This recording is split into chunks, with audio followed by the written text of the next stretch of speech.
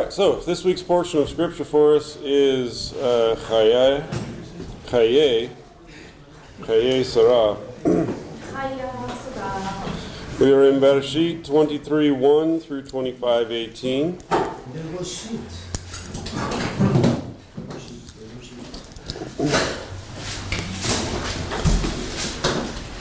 This portion of scripture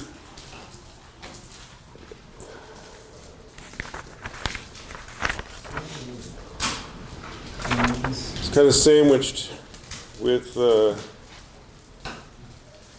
couple of deaths.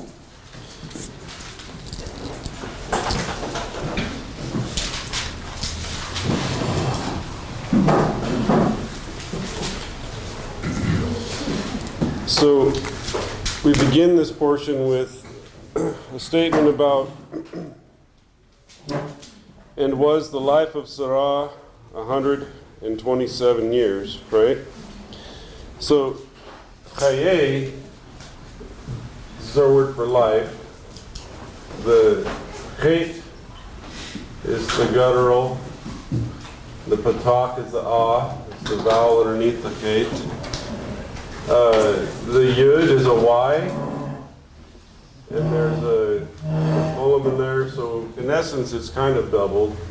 And the Tzeri is the hard A. I think we discussed that makes the A sound, right? Mm-hmm. And then followed by another Yud. So it's Chayei is the pronunciation in this case. You guys know what Chayei means? Life. Obviously life, right? What was that? Yippee-ki-yay.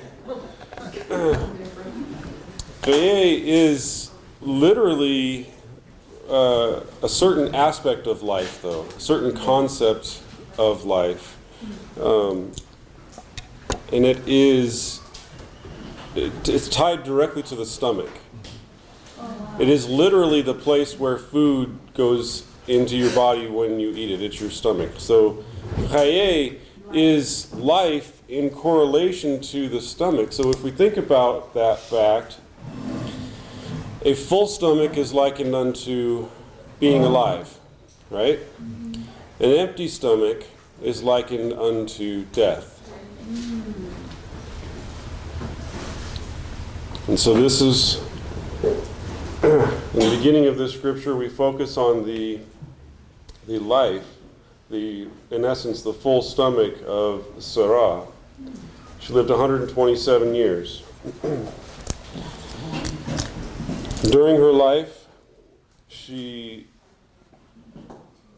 traveled with her husband. She laughed at God.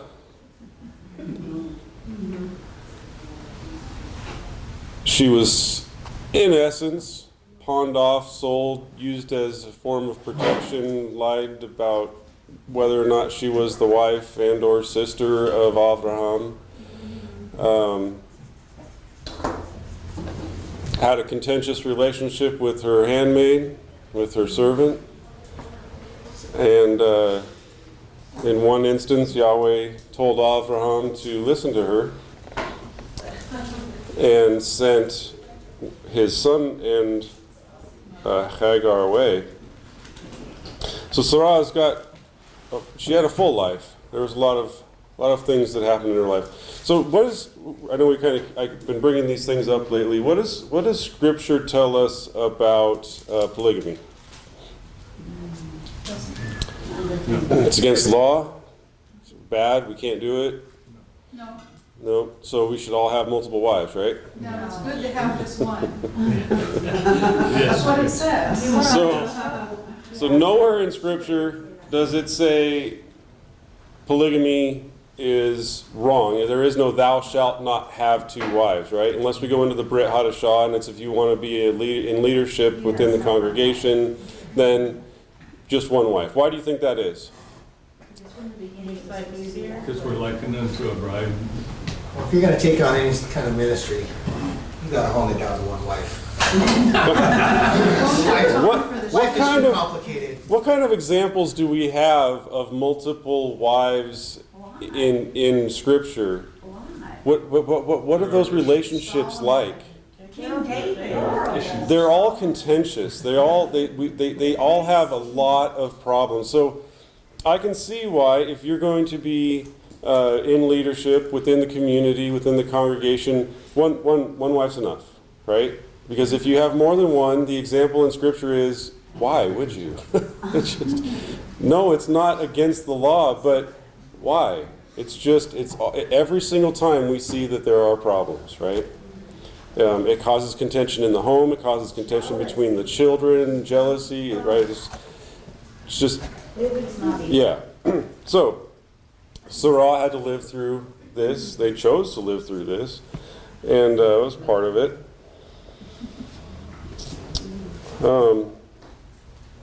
And so she passes away. She dies.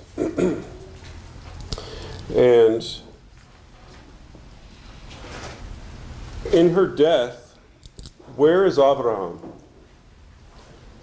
Up to the mountain. Right? 300 and something miles away. Sacrifice. We know they're not together. Now, he could have been on vacation. He died alone. He could have been off conducting business. All we know is that he wasn't there when she died. It says in Scripture that he had to return to where she was to mourn her.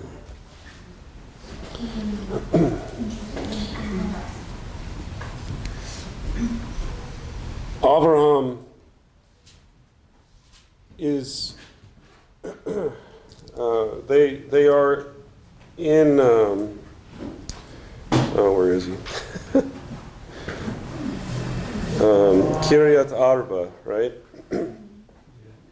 Which is Hebron in the land of Canaan. So he's in the promised land, right? Excuse me. He's in the promised land. And he knows, Yahweh has told him that, that he's going to be a great multitude of people and that there's going to be an inheritance, a land, right? But he doesn't have any of that yet. And yet he knows that there needs to be some kind of a connection. And so Abraham rose up from before his dead and spoke to the sons of Chet, saying, I am an alien and a visitor with you. Give to me a possession among you that I may bury my dead before the eyes. So he says to them, give me a burial possession. You guys have something similar to that, right?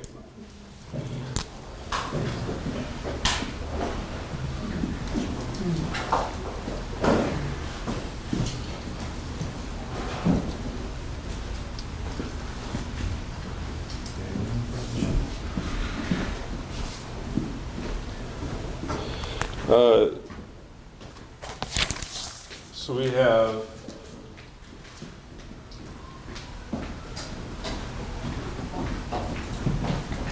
Achuza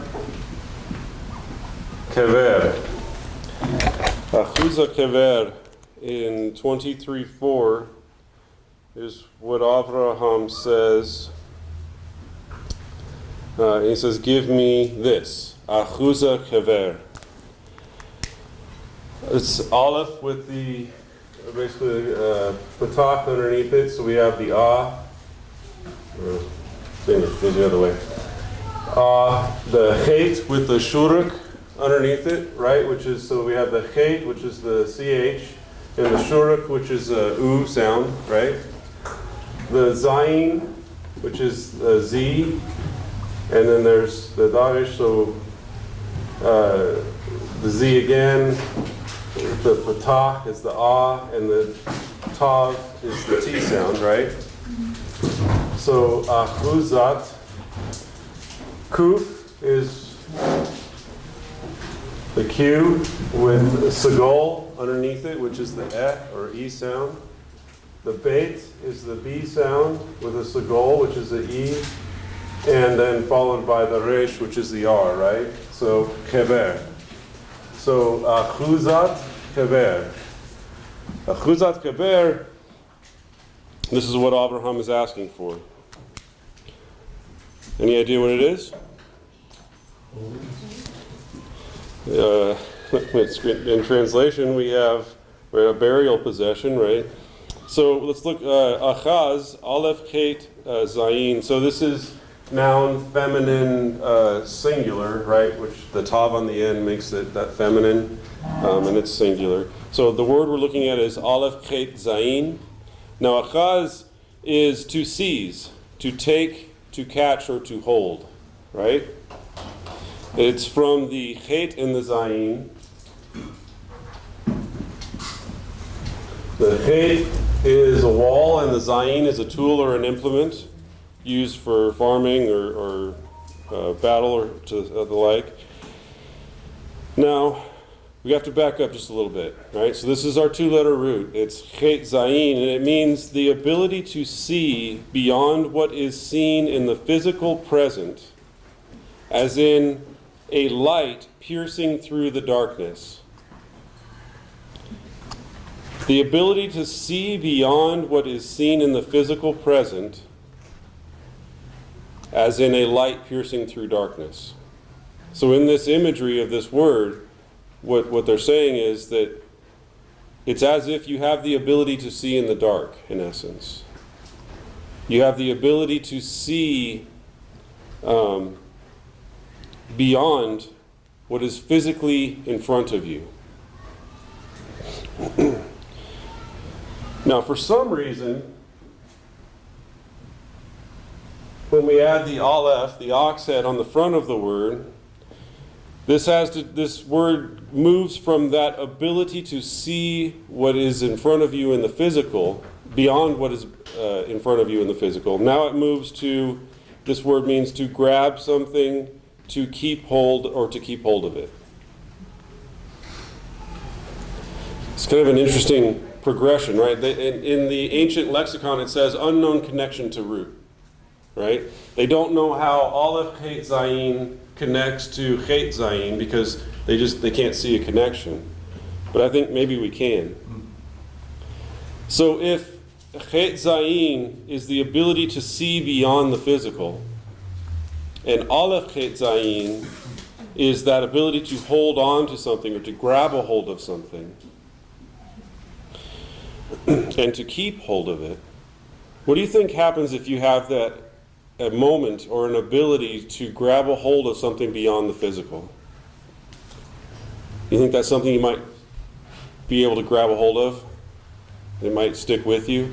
In the spiritual, yeah, because if you take hold of a vision that God has given you that is validated through the Word, that's what that is. You're probably not soon to forget it, right? No. Mm-hmm. So what about chever?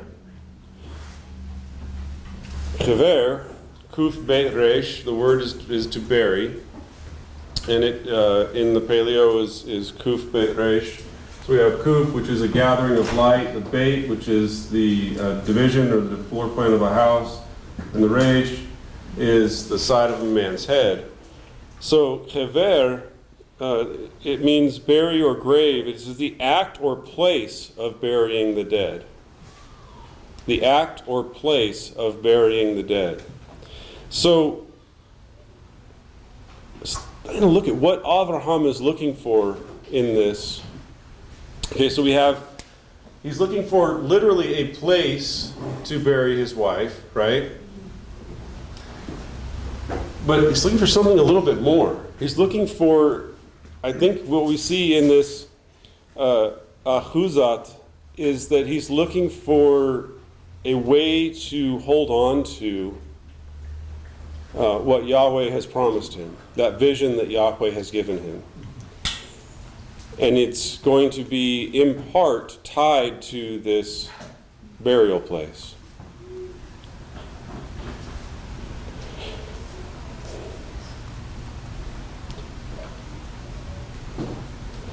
Do we have a hope of a resurrection? Do we believe in the resurrection? In the future resurrection?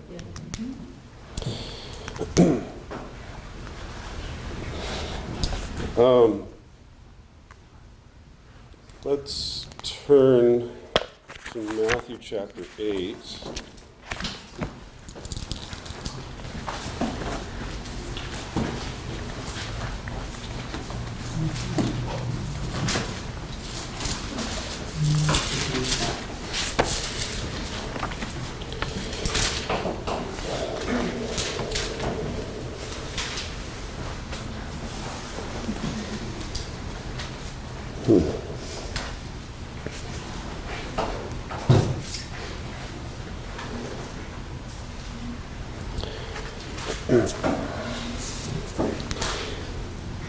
All right, so in chapter 8, verse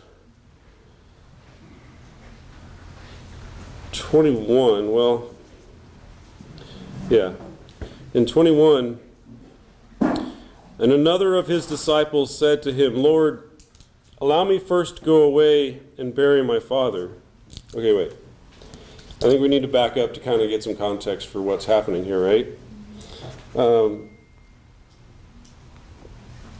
If we go back to 18, seeing great crowds around him, Yeshua gave orders to go away to the other side. Wait, I think we should back up a little further, you guys think? All right, let's just start in the first verse. And he, having come down from the mount, we're just going to go back to the, yeah.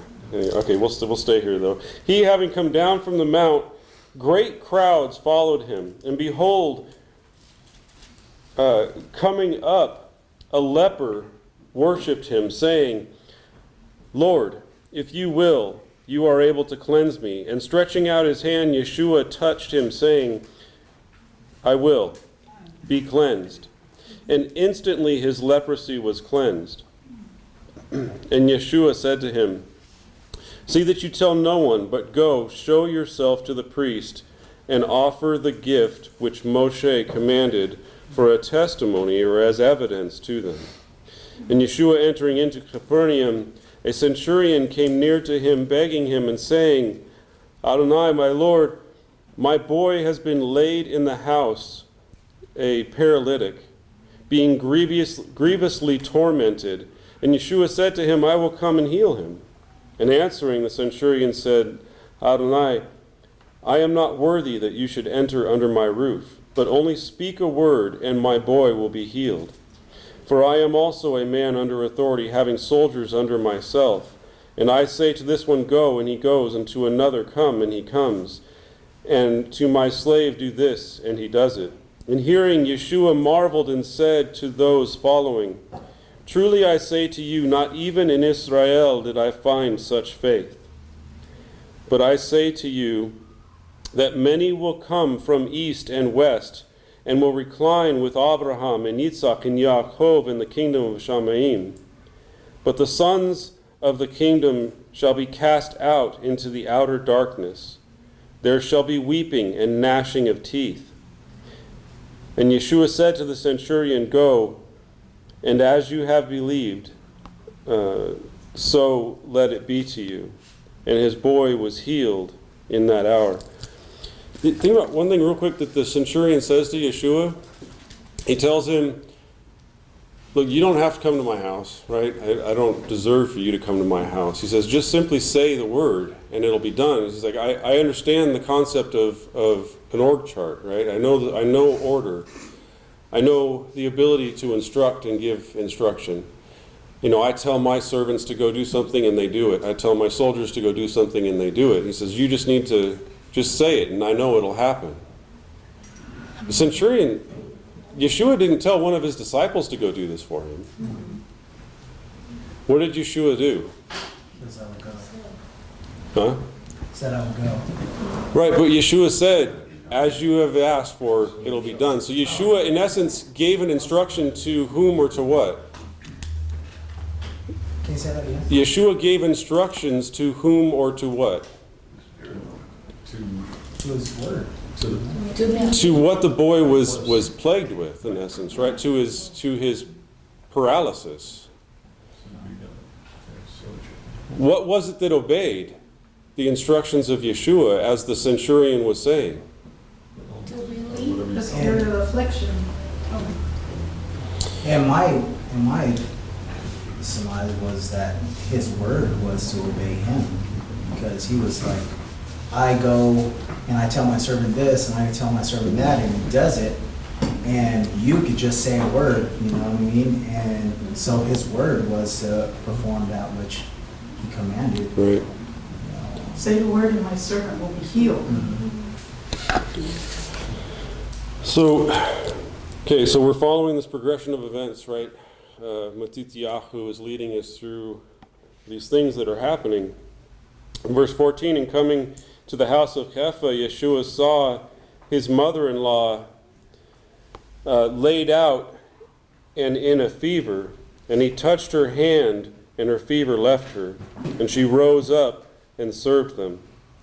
And entering, having come, they brought to him many possessed by demons, and he cast out the spirits by word, and healed all those having illness, so that it might be fulfilled that spoken by Yeshayahu, Isaiah the prophet, saying, He took upon himself our weakness and bore our sickness. Think about that. Everything that he's doing up to this point, the things that Matityahu is revealing to us that Yeshua was doing,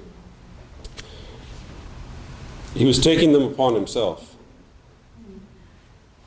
If he's fulfilling this prophecy in Yeshayahu, then as he's healing these people, as he's cleansing them, he's taking these things upon himself.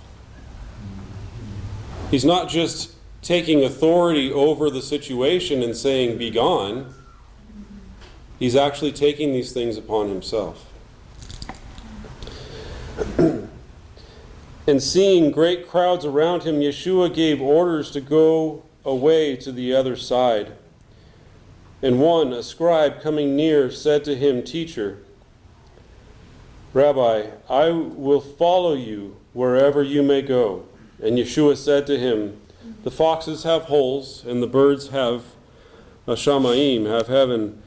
Birds of heaven have nests, but the Son of Man has nowhere he may lay his head. And another of his disciples said to him, Adonai, allow me first to go away and bury my father. And Yeshua said to him, Follow me, and allow the dead to bury their own dead.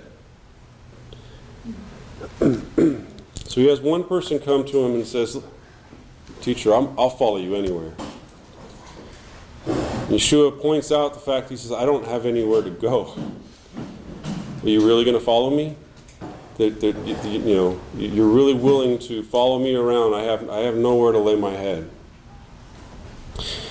And another man says, I'll follow you, but let me go home and bury my father first.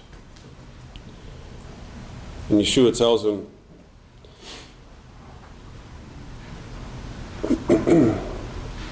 allow the dead to bury their own dead.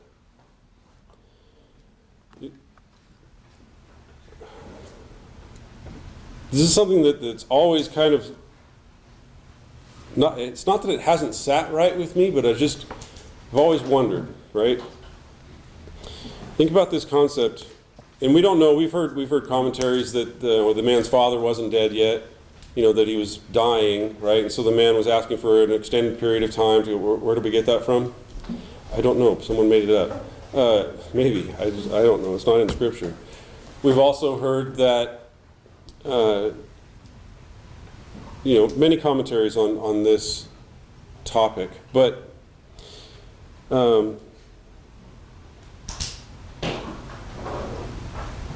think about the concept of burying the dead. Keeping it tied in with Abraham and what he's doing in this week's Torah portion, right? This week's Torah portion begins with talking about the life of Sarah. And then Abraham goes through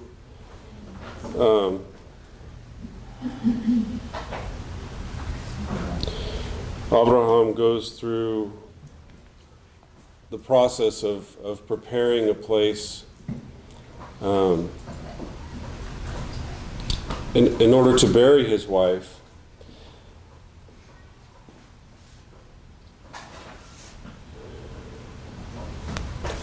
So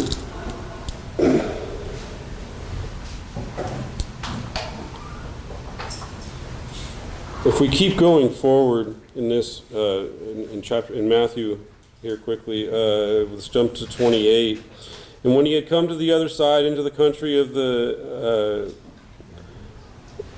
Gergesens, 2 demon-possessed ones met him coming out of the tombs, very violent, so that no one was able to pass through that way. And behold, they cried out, saying, "What is to us and to you, Yeshua ben Elohim, Son of God? Have you come here before time to torment us?" And far off from them there was a herd of many pigs feeding. And the demons begged him, saying, "If you cast us out, allow us to go away into the herd of pigs." And he said to them, "Go." And coming out, these went away into the herd of pigs. And behold, all the herd of pigs rushed down the cliff into the sea and died in the waters. They died in the waters. And we've heard, that there are no cliffs in this area, right? And I'm not trying to get into that. But there's this, everything that's happening in this chapter is revolving around death and life. And Yeshua, as he's going and he's healing people, he's taking on these infirmities upon himself, right? And he gets overwhelmed and he says, "Send me, let's go to the other side," right? And when he gets there, what's he confronted with? Right? 2 people coming out of the tombs, 2 people coming out of the graves, in essence, right? And if we look at Psalm 5 real quick.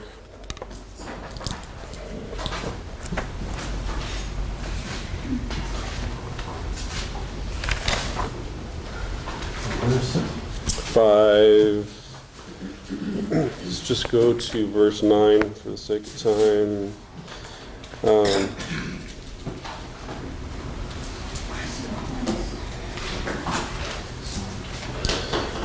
Lead me in your righteousness because of my enemies. Make straight your way before me, for there is no faithfulness in their mouth. Their inward part is wickedness. Their throat is an open grave. They flatter with their tongue. O Elohim, hold them guilty.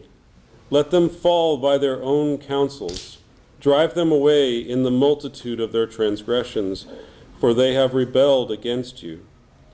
But let all who put their trust in you rejoice. Let them always shout for joy because you defend them. And let those who love your name be joyful in you. For you, O Yahweh, will bless the righteous. You will surround him with favor as with a shield. What is this, David? So what is David here correlating his enemies to? He talked about them in an open grave, right? And he was talking about what comes out of their mouths. And he says what comes out of their mouths is like an open grave. And so what is an open grave? Pretty stinky.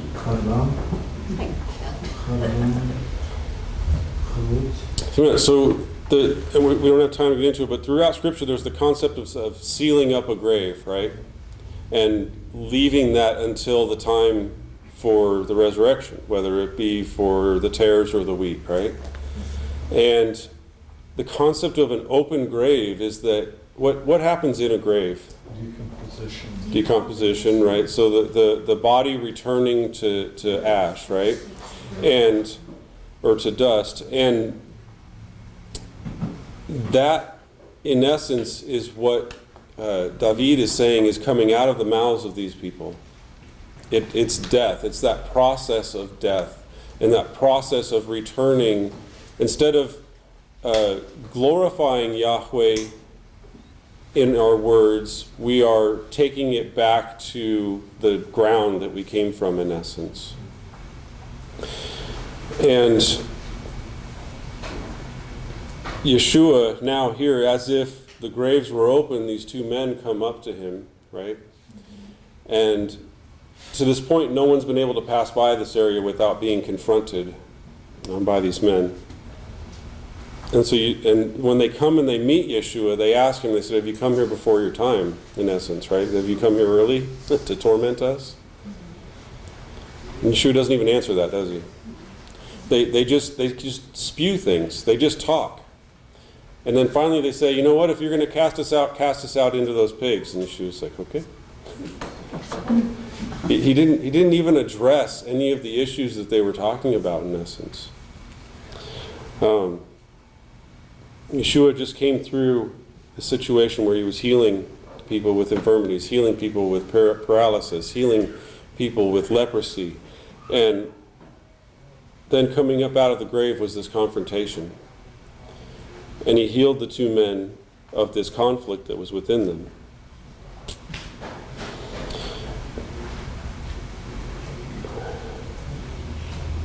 We are, well, as long as we're in Matthew, let's go to chapter 18.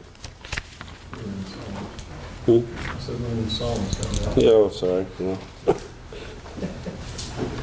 My book was open to Matthew. 18, let's go down.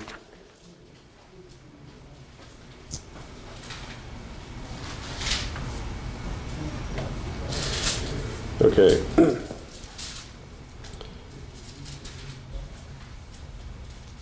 All right, we can't go here yet. I'm sorry. You go ahead, keep your Bibles open there. We are going to go there, but I want to talk about. So in chapter 25 of this week's Torah portion is where Abraham is buried, and it says that he is gathered to his people. Right.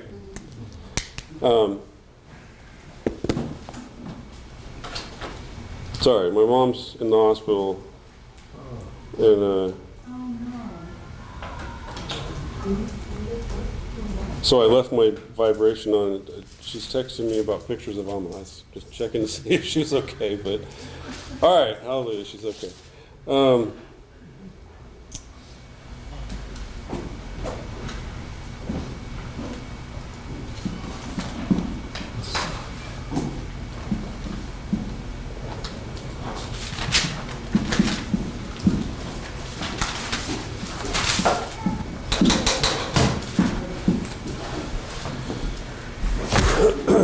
Okay, so we have here basically Yosef el, I don't have the vowels, Amaiv, or something similar. Huh? Is it Amin? Amin?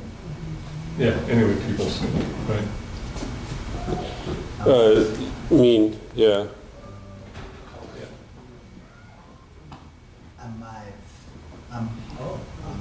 I don't know. I'm trusting David on this one. All right. My Favs and Noons look very similar. Final Noons. Okay, so this is where it says in chapter 25, verse 8, that Abraham was gathered to his people, right? And so we have this concept throughout Scripture about being gathered to your people. And so I want to look at kind of what this is. It didn't say this about Sarah, right? It says this about Abraham. Now, Yod Aleph Samech Pei, we were looking at Samech Pei to start with here. I'm sorry, but I think it is above. I don't have my glasses on. Sorry, guys. That's what I thought. Yeah. But hey. You're good. All right, so if you guys are writing with pen, just scratch it out. Samech Pei is that the Samech is the thorn, right? And it has to do with turning or with protection or piercing. And so in this case, it's turning. And then the Pei is a mouth. And so this is a turning mouth, right? Gathered to his Turning mouth. We add the Aleph in front of it. So we have Aleph Samech Pei.